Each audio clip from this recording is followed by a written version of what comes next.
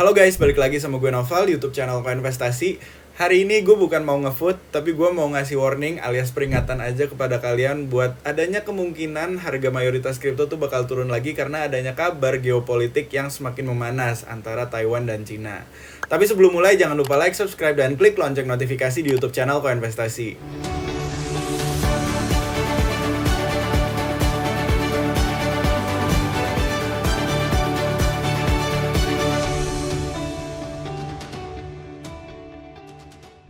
Pertama disclaimer dulu guys, agar nggak memicu perang di kolom komentar atau terhadap gue pribadi. Ini semua pandangan gue pribadi dan opini gue pribadi, dan ada kemungkinan salah juga. Jadinya ini emang diskusi publik lah, karena ada narasi A, ada narasi B. Tapi intinya gue hari ini mau ngomongin tentang konflik Cina dan Taiwan dan gimana dampaknya kemungkinan besar pada pekan ini terhadap mayoritas aset kripto, terutama Bitcoin. Jadi guys, buat kalian yang belum tahu, pekan lalu dunia itu sempat dihebohkan dengan kasus dari Cina dan Taiwan, dimana katanya Cina itu mau mulai serangan militer baru kepada Taiwan, walaupun sekarang masih dalam tahap perencanaan alias latihan, tapi katanya ini akan kemungkinan besar menjadi konflik yang lumayan gede. Jadi buat kalian yang belum tahu, intinya hubungan Cina dan Taiwan tuh gimana. Jadi intinya Cina itu ngaku kalau misalnya Taiwan adalah bagian dari negara Cina, tapi Taiwan itu ngaku kalau misalnya mereka udah merdeka.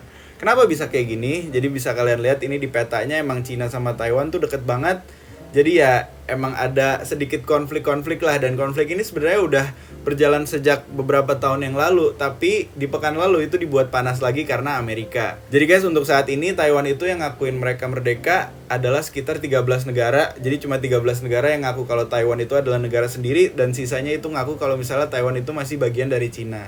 Nah, jadi konflik ini tuh sebenarnya udah lama banget, udah lumayan lama lah, beberapa tahun yang lalu. Tapi ini tuh dibikin panas lagi karena kejadian pekan lalu yang menyangkut Amerika. Lebih tepatnya lagi menyangkut Ketua DPR-nya Amerika, yaitu Nancy Pelosi. Jadi guys, pekan lalu, lebih tepatnya 2 Agustus 2022, Nancy Pelosi itu ngunjungin Taiwan, dan ini dianggap sebagai cara untuk memicu konflik antara Cina dan Taiwan. Kenapa? Karena balik lagi sekarang Cina sama Amerika itu hubungannya lagi agak-agak kurang baik, dan intinya ya Nancy Pelosi itu tuh pengen bikin semacam aliansi dengan Taiwan, karena balik lagi dia pengen menerapkan prinsipnya lah. Karena menurut gue pribadi, Nancy Pelosi tuh punya prinsip kayak gini: the enemy of my enemy is my friend, alias musuhnya musuh gue adalah temen gue. Jadi karena emang sekarang Cina sama Amerika itu lagi agak-agak konflik alias musuhan, dan sekarang Cina sama Taiwan juga lagi musuhan, jadinya ya Amerika nganggep Taiwan itu kayak semacam potensi aliansinya lah, bisa dibilang. Jadi ini buat kalian yang belum tahu hubungan Cina sama Amerika tuh gimana nih, bisa lihat di sini di cfr.org, US Relations with China. Ini lengkap banget timelinenya, jadi kalian bisa lihat sendiri. Tapi intinya semenjak adanya trade war alias perang dagang di tahun 2018-an, pas Donald Trump menjabat lah intinya di Amerika, itu tuh hubungan antara Cina sama Amerika udah panas lah bisa dibilang.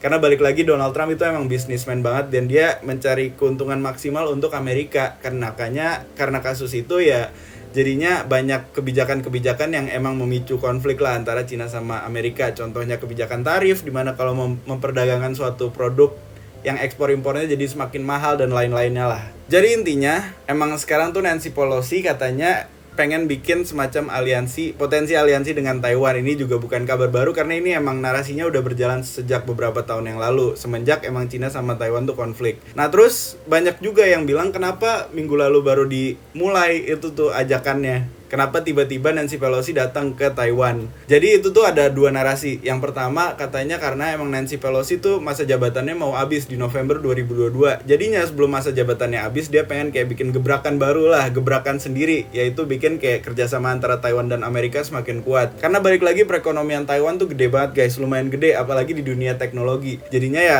dia bisa mendapatkan benefit yang tinggi, dia tuh maksudnya Amerika bisa dapat benefit yang tinggi dari Taiwan, dan juga sebaliknya.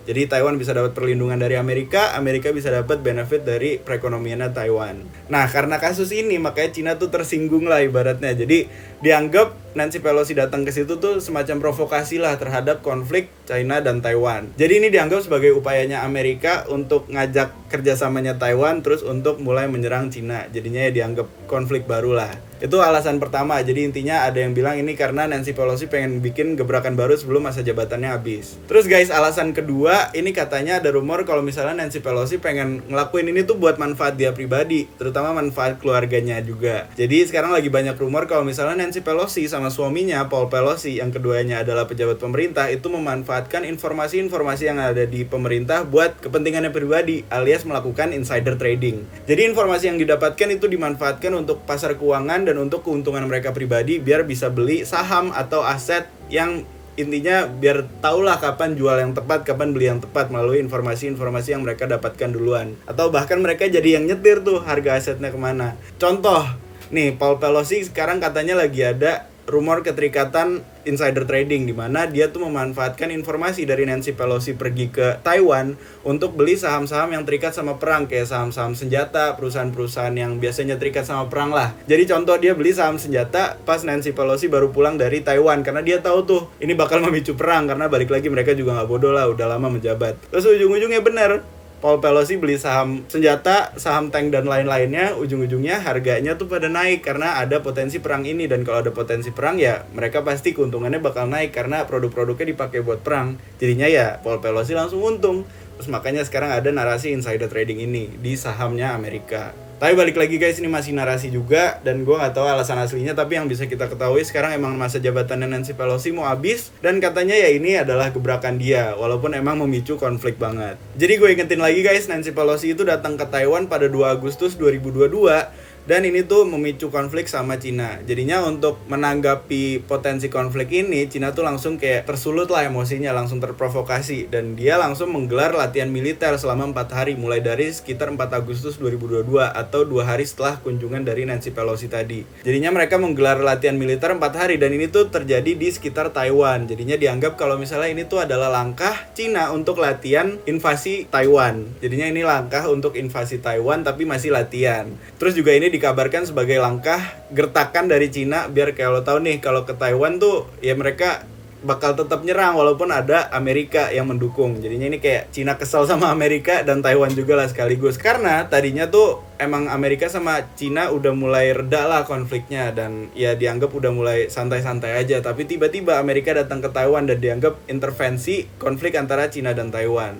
Terus juga habis dari kunjungan Nancy Pelosi tadi, banyak kerjasama Cina dan Taiwan katanya yang putus tuh, yang gak dilanjutin karena ibaratnya tersinggung lah Cina. Jadinya ya ujung-ujungnya sekarang terjadi konflik ini, dan katanya ada latihan 4 hari military drills tuh, latihan militer lah selama 4 hari yang katanya berakhir hari ini. Jadi ini konfliknya, latihannya tuh ngeri banget sih jujur. Katanya tuh tadi yang gue bilang di awal, ada sekitar 66 pesawat tempur, terus juga ada 14 kapal perang yang katanya berputar-putar di sekitar Taiwan. Itu tuh pesawat tempur sama kapal perangnya tuh semuanya punya Cina, dan katanya ujung-ujungnya mereka juga pakai kayak semacam misil-misil lah untuk nembak-nembakin ke sekitar Taiwan. Dan itu katanya alasannya sih latihan, tapi menurut gue ini adalah salah satu cara untuk mengintimidasi Taiwan tadi. Terus juga katanya karena emang udah parah banget, di hari keempat alias hari terakhirnya Taiwan tuh ngeluarin kapal perangnya sendiri untuk defense. Balik lagi, Taiwan masih defense dan gak menyerang juga, gak menyerang balik lah ibaratnya, karena mereka tahu ini ngomongnya latihan. Jadi kalau misalnya mereka nyerang, ya on paper ujung-ujungnya Taiwan yang nyerang duluan berarti kalau misalnya mereka nyerang pakai kapal tempurnya.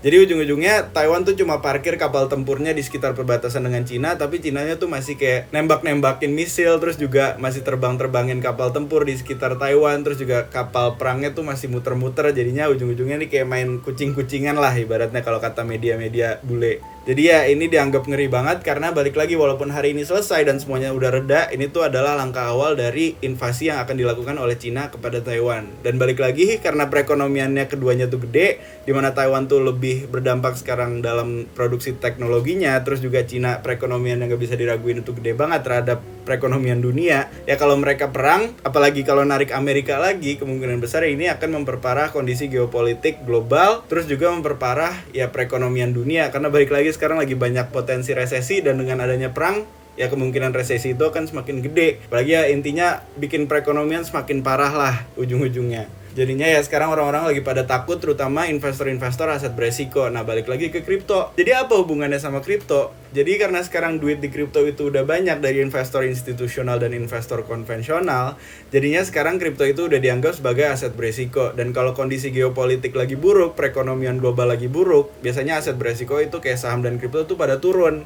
Jadinya ya dengan adanya potensi konflik ini, banyak yang memprediksi bahwa aset kripto akan kembali turun bersama aset beresiko lainnya. Terus juga ditambah lagi, seperti biasa guys, di tanggal 10 Agustus 2022 itu mau ada pengumuman inflasi dari Amerika. Balik lagi guys, ini gue bukan nge-food tapi ngasih warning aja, karena biasanya pada saat pengumuman data inflasi itu tuh harga mayoritas kripto turun. Jadi biasanya menuju publikasi data ini harga mayoritas kripto turun karena banyak orang yang wait and see dulu. Wait and see-nya takut ada omongan macam-macam dari pemerintah Amerika atau Bank Sentral Amerika yang publikasi data inflasi ini. Tapi katanya ini diprediksi guys, inflasi tuh bakal turun, yang berarti bisa jadi sentimen positif buat kripto dan aset beresiko lain. Kenapa? Karena balik lagi, kalau inflasi turun berarti daya beli masyarakat biasanya naik. Kalau daya beli masyarakat naik, ya kemampuan investasinya juga naik. Maka kemungkinan membeli kripto tuh semakin tinggi, atau membeli aset beresiko lainnya semakin tinggi. Jadinya menjadi sentimen positif lah untuk aset beresiko kayak kripto.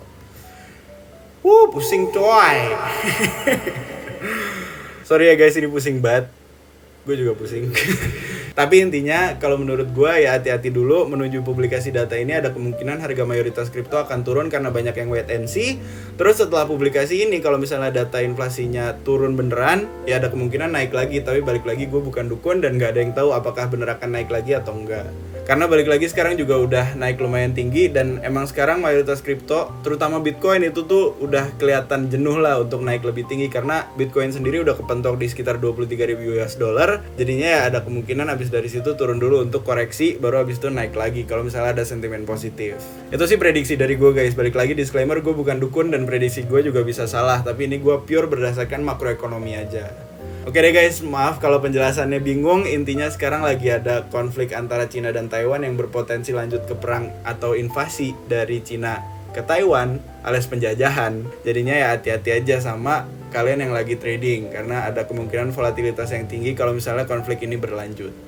Oh ya guys, sebelum gue tutup video ini, gue juga mau promosi dikit. Jangan lupa buat kalian yang berada di daerah Bali dan sekitarnya atau pengen mampir ke Bali, tanggal 25 dan 26 Agustus kita ada acara namanya Coinvest Asia, di mana itu adalah acara seminar dan networking khusus tentang semua hal kripto dan blockchain.